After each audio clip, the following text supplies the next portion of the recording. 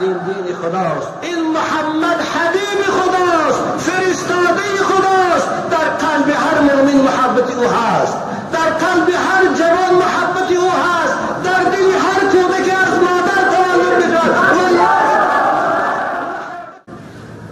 محمد پیغمبر خداست. محمد محبوب دل هاست.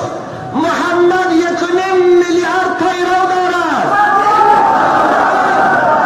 ای ناکس، خدا از ما پیروان قرآن بندگانش طلب کرده است که محمد پشتیبانی کنیم.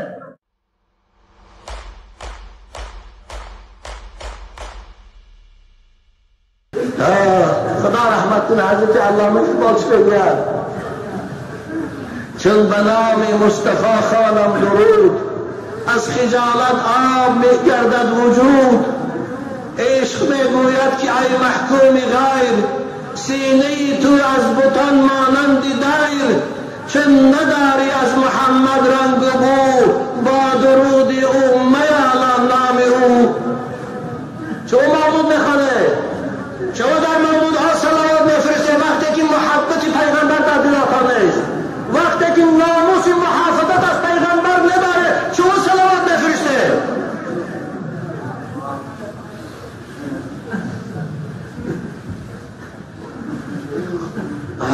ننالم من ز کس، ننالم من ز کس، می نالم از خویش که ما شایان نام تو نبودیم. آره یا رسول الله، ما لایق امتی نبودیم، اما مع نصف خداوند مای نالایقه، مای بی غیرت و بی ناموس امتی تو کرد. یا الله، اسلام دین است که صاحبش خدا هست. محمد انسان است که پشتبانش الله هست. مشرکای مکه نتانستند محمد به جهان سیاه کنند. صلیبی ها نتانستند محمد در جهان سیاه کنند. چنگیز نتانست با او قدرت و قوت اسلام و محمد سیاه کند از بین برد. 70 سال کمونیستان نتانستند اسلام و محمد سیاه کنند از بین برند. دیدی در بین 10 سال، ببین در بین 10 سال هزارها میلیونها جوانان رو به اسلام آوردند. این دین خداست. این محمد حبیب خداست، فرستاده خداست. در قلب هر مؤمن محبت او هست، در قلب هر جوان محبت او هست، در دل هر کودک از مادر تولد می‌کند. محبت خدا و رسول است. تو خیال میکنی که به این گپات آبروی محمد میریزانی؟ تو میخوایی به این گپات آبروی اسلام ریزانی؟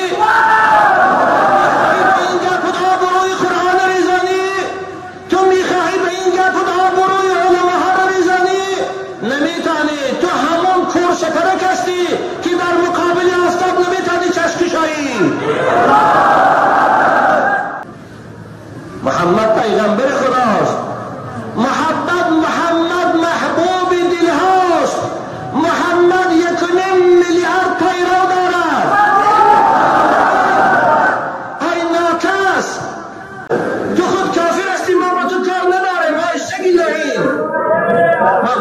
اما به پیغمبر ما کاردار نشو، به دین ما کاردار نشو، به قرآن ما کاردار نشو. والله ما تحقیر خودمون میبرداریم. ما را کسی حقارت کنه صبر نکنم. من مکتوب های آمدگی است که حقارتون کردگیان، فقط من صبر دارم. اما در مقابل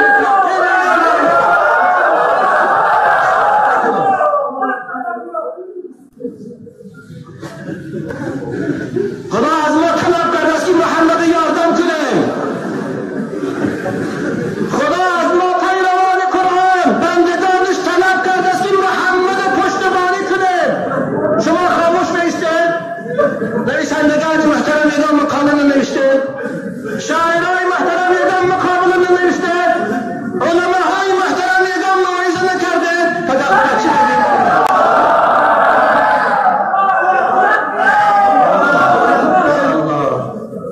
خدا چی بگه؟ خدا چی بگه عزیزان من؟ انا ارسلناک شاهدا و مبشرا و نذیرا لتؤمنوا بالله و رسوله و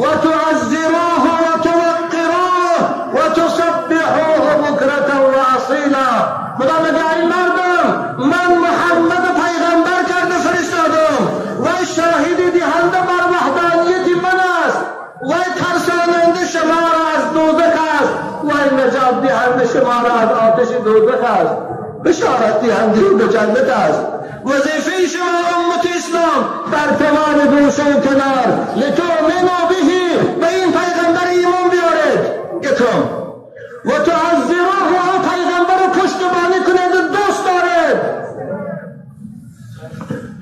مفسرین کرام و تعذروه زمین را چه به سوی محمد کردید. اگر پیغمبر کسی تحقیر کند شما شنوید و خاموش باشید والله شما هم در بنای و شریکی.